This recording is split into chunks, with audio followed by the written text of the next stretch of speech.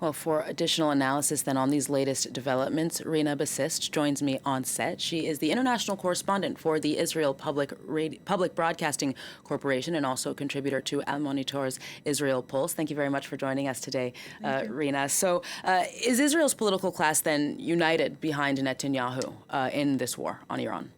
Yes, I think absolutely the political class, and I think also most of the Israelis are united behind him already from June 13, and now with the intervention of the Trump administration. I mean, of course, there is hope that really the nuclear program of the Iranians can be demolished, because when Israel launched its attack Friday, 10 days ago, one of the objectives, there were two objectives. One was to destroy as much as possible the nuclear program, based on the estimation that perhaps it won't be possible to completely eliminate it. And the second was to eliminate the ballistic missile program.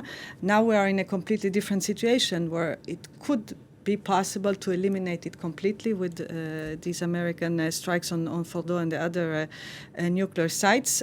So this is sort of a new hope for the Israelis, I think, to remove this existential threat once and for all. You mentioned earlier that the Israeli population also appears to be behind this. We heard earlier from our correspondent Catherine Norris-Trent, who was speaking to a resident in a suburb of Tel Aviv, who said that she was happy about this war. She said that she felt safe because of the vast network of shelters in Israel and also because of the support from Donald Trump. So you think that this view is widespread then? There's essentially no opposition, so to speak, to this war?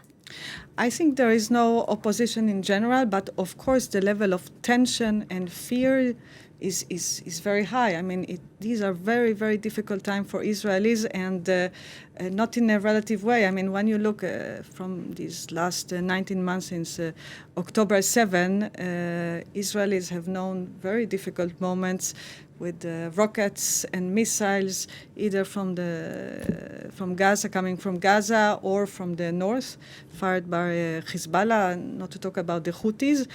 So Israelis have gotten used to these alarms sounding through the night, warning them that they must go to the shelters. But what the Israelis have been experiencing since Friday, June 13, is something completely different. I mean, all my friends, all members of my family are telling me that first the alarms are much more scary, and then the sound of the missiles striking, this is uncomparable to what they have experienced the last 19 months.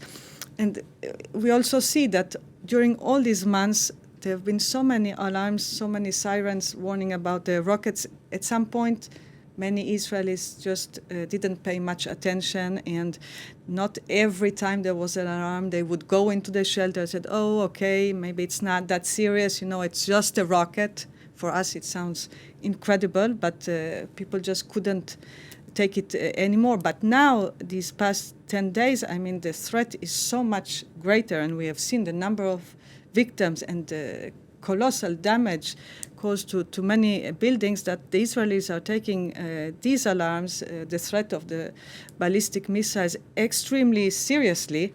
And this is scary. This is scary for the old people who can't rush into the shelters. It's scary for children who must spend hours, not just 10 minutes in a shelter, sometimes the whole night. We are in a different situation. So on one hand, yes, there is a great support in Israel for this military operation against Iran, but also the fears are also very great. We also know that these wars, not only in Iran, because it's only over a week long, but in Gaza and Lebanon have caused immense suffering. There's upwards of 50,000 deaths in Gaza, by many accounts, the vast majority of them civilians. In Iran, we know as of yesterday, Iranian authorities acknowledged that over 400 people have been killed there too. So the question is, I mean, at least in the short term, this is being presented as a victory, but in the long term, given the degree and the scale of suffering in multiple countries across the region, can this type of conflicts be won with force alone?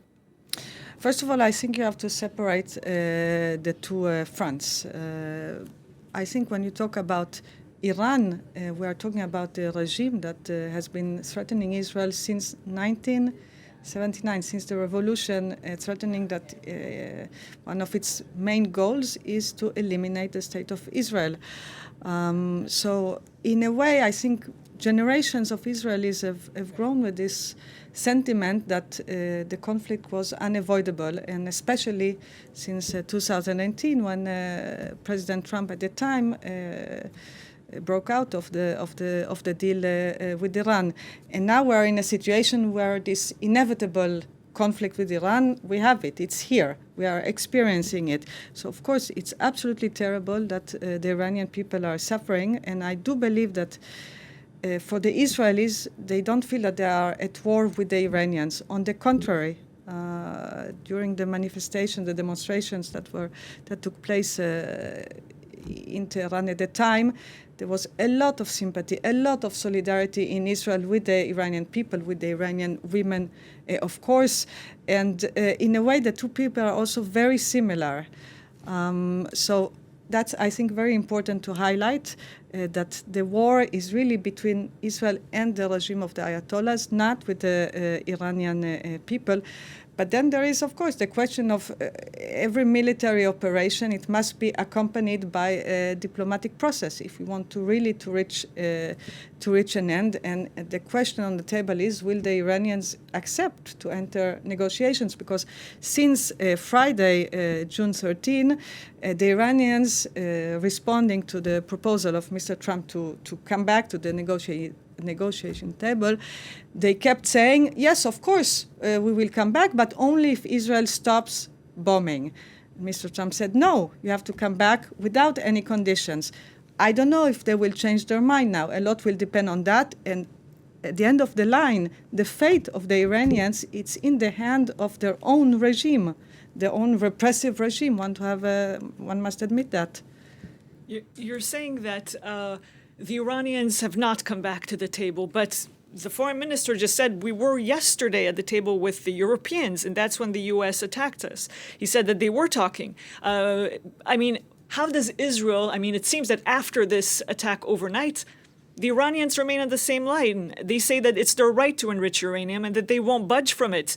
It seems that the Israelis and the Americans haven't been able to persuade them, to scare them into changing their position.